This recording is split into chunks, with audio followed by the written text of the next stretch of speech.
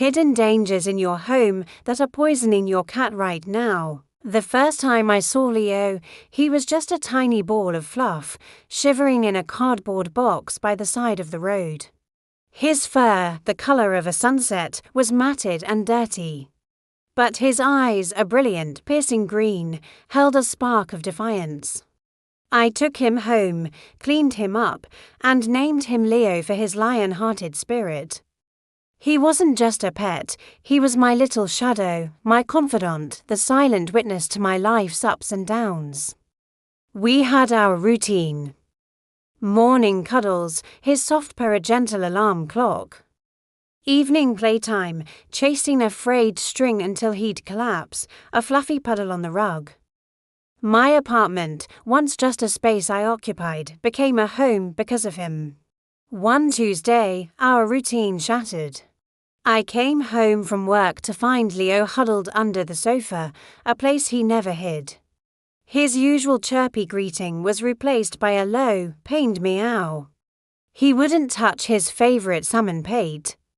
I tried to coax him out with his favorite feather toy, but he just stared at it, his big green eyes clouded with a misery that twisted my gut. I called my best friend, Sarah, a vet tech, my voice trembling. She told me to keep a close eye on him, check his gums, and make sure he was drinking water. His gums were pale. He refused water. A cold dread seeped into my bones.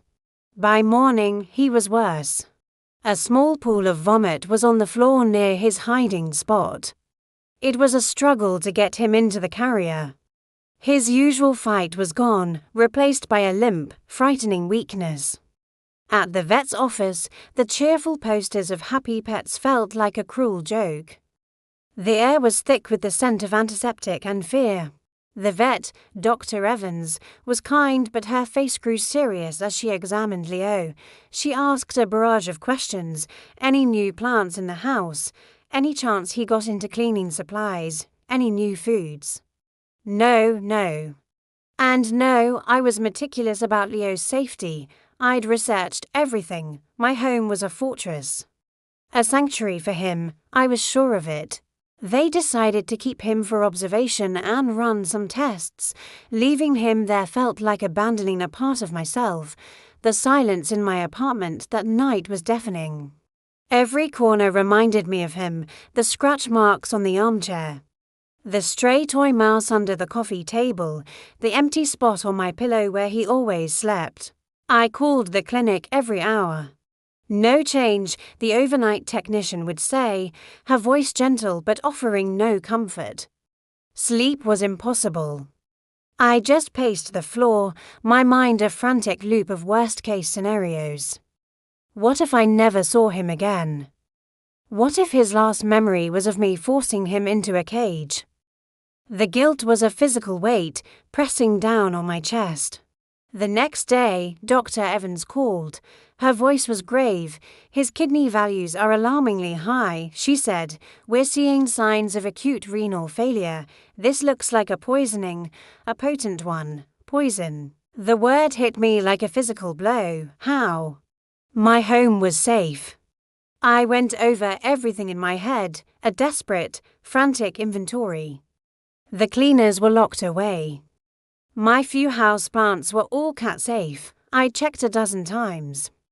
No medications were left out. It made no sense. It felt like an accusation. I had failed him. My fortress had been breached, and I didn't even know how. I went to visit him, seeing him hooked up to N4, his beautiful fur shaved in patches, his vibrant green eyes dull and lifeless, broke my heart. He didn't even seem to recognize me. I sat with him, stroking his head, whispering promises that I would fix this, that I would bring him home. He let out a weak, rattling purr, a sound that was both a comfort and a stab to the heart. Sarah met me at the clinic. She hugged me tight as I sobbed. We'll figure this out, she promised. Her own eyes filled with worry. Think anything at all, no matter how small. A new air freshener. A scented candle, anything. I went home, determined to find the source. I felt like a detective in the worst crime scene of my life. I crawled on my hands and knees, searching for anything Leo could have gotten into. I tore the apartment apart, nothing. Defeated, I slumped onto the sofa, my head in my hands. The floral scent of the bouquet on my coffee table filled the air. They were a gift from my mom from a few days ago. A beautiful arrangement of lilies. White, pristine, elegant lilies. A sudden, chilling memory surfaced. I remembered seeing Leo sniffing at them, batting playfully at a dangling petal just the day before he got sick. I'd thought it was cute. I grabbed my phone. My fingers fumbling as I typed Lily's cats into the search bar. The results loaded, and my world fell away. Extremely toxic. Fatal, causes acute kidney failure. Every part of the lily plant, the petals, the leaves, the stem.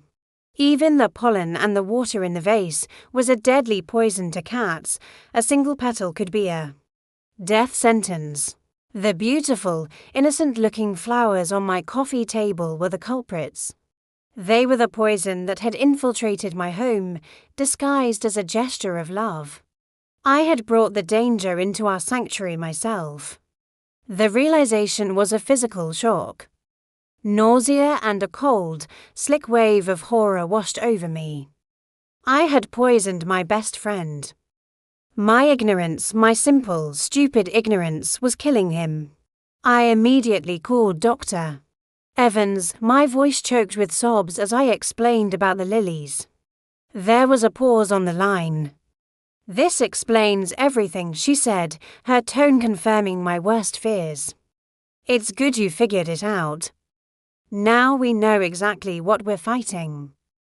The fight for Leo's life was long and grueling. He spent a week in intensive care, a tiny warrior battling a toxin that ravaged his small body. The vet bills climbed to a staggering amount, but I didn't care. I would have sold everything I owned to save him. Sarah organized a fundraiser online, and the outpouring of support from friends, family, and even strangers was a light in the darkness. Every day, I visited him, talking to him, willing him to get better. Slowly, miraculously, he began to turn a corner. His kidney value started to drop. One afternoon, when I walked in, he lifted his head and let out a faint but clear meow. He recognized me. I cried, but this time, they were tears of overwhelming relief. Bringing Leo home was the best day of my life. He was thinner, weaker, and the fur on his legs was still growing back, but he was alive. The first thing he did was stumble to his food bowl and eat. Then he curled up on my lap, purring louder than I had ever heard him purr before. It was a sound of survival, of homecoming. My apartment is different now. It's still our sanctuary. But I'm a different guardian. I double-check everything that comes through the door. I share our story online, warning other pet owners about the hidden dangers lurking in plain sight. Like a beautiful bouquet of flowers, I learned in the most brutal way that love isn't enough. Knowledge is also a crucial part of protecting those we care for. Leo's recovery is a constant, purring reminder of that. He's my little lion, my survivor, and his green eyes are just as bright and defiant as the day I first met him. We saved each other, and I'll spend the rest of my life making sure he's safe. Thank you for listening.